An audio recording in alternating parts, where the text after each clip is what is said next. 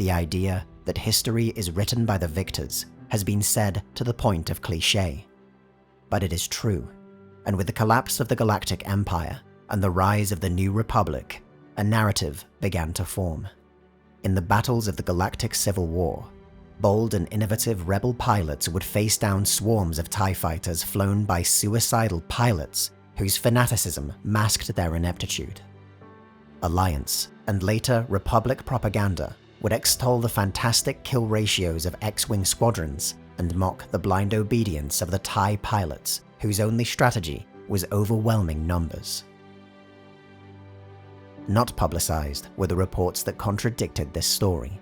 Accounts of battles where elite groups of Imperial pilots cut through their opposition, not through blind fanaticism or vast numbers, but intense discipline, honed cunning, and extraordinary skill.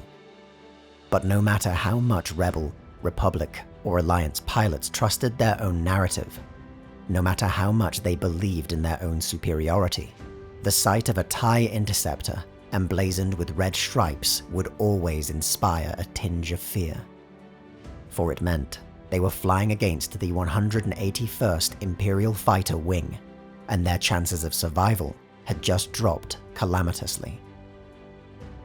And yet, ironically enough, during the Fighter Wing's early history, the 181st was the very model of how Imperial squadrons were seen by the Rebel Alliance.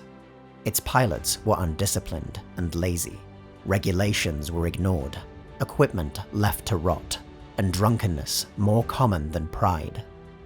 It was a unit where careers were sent to die, and the wing's commander, Avir Dericote, spent most of his time gardening.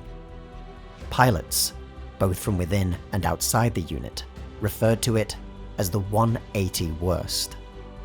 All that changed with the arrival of Soontir Fel. One of the Empire's rising pilots and flight instructors, Fel's ascent through the ranks was cut short when several of his most promising students defected shortly after graduating.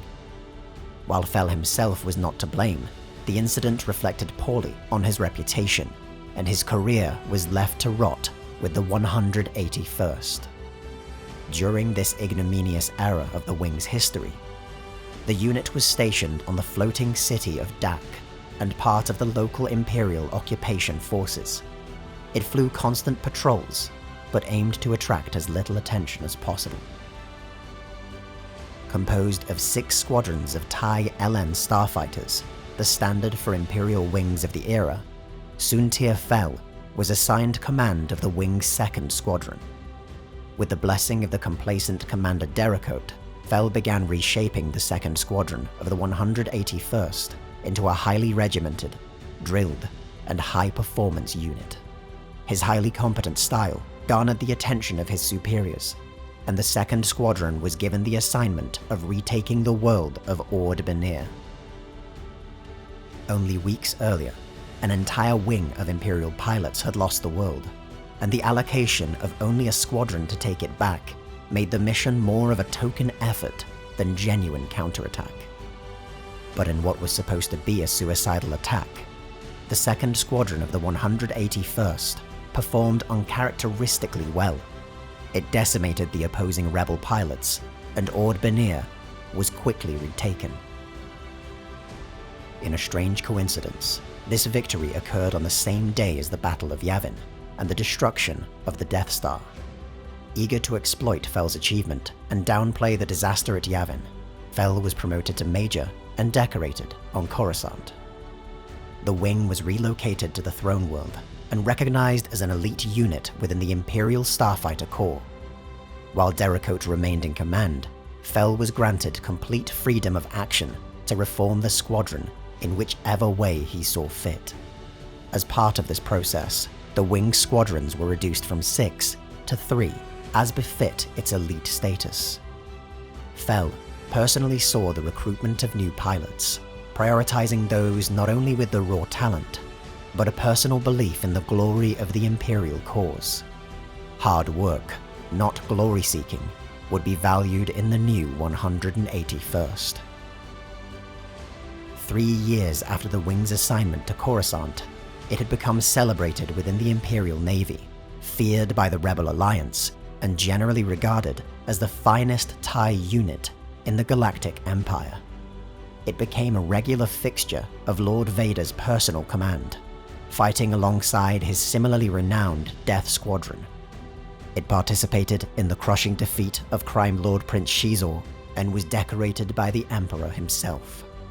Fel was named a Baron of the Empire, placing him in the elite of the Imperial aristocracy. The squadron's fortunes changed, along with that of the rest of the Empire, during the Battle of Endor. While the presence of the 181st inflicted terrible losses on rebel squadrons, as the battle progressed, the decaying Imperial command structure began issuing contradictory orders. As the Imperial fleet fell apart around them, the 181st was increasingly out of position and outnumbered. With the death of the Emperor, Darth Vader, and much of the Empire's leadership, the 181st was reduced to a pawn in the ambitions of rival Imperial warlords. Soontir Fel himself would be captured and defect to the New Republic, having lost faith in the Empire's successors. Leadership of the 181st passed to Tur Fanir, Fel's own executive officer, and fought to maintain its status as an elite unit within the crumbling Imperial military. While units bearing the 181st's name would serve during the Yuzong-Vong War and the Second Galactic Civil War, it would never again match the victories it achieved under Soontir Fel. Even when Jagged Fel, son of the Wing's former commander, became Emperor of a reborn empire, and the 181st was restored to a place of prominence, its achievements paled in comparison to those that had come before. When the Fel dynasty was overthrown by the Sith, and the Fels cast into exile, the 181st did not join them, choosing instead to support their usurpers. The 181st was gone, if not in name, than in spirit. While the 181st existed in many forms across galactic history, the unit's prime was under the command of Soontir Fel, and it is this incarnation that is most remembered and studied. It became famous and infamous for its use of the Tie Interceptor, and in particular, the red blood stripes that adorned their wings. Meant to signify that a pilot had achieved 10 kills, the nature of the unit meant that nearly every craft was adorned with them. Even when TIE defenders became more readily available, the 181st resisted adopting them, instead keeping their reputation as the deadliest interceptor pilots in the galaxy. But for all their exploits and triumphs, it is not the bloodstripes or interceptors of the 181st that is most remembered. Rather, it is the courage of their pilots and the honor they brought to a regime that did not deserve the devotion of such men and women. The 181st proved that even within an empire built on a foundation of evil, heroes can be found, willing their compatriots to become greater than the caricatures their enemies thought them to be.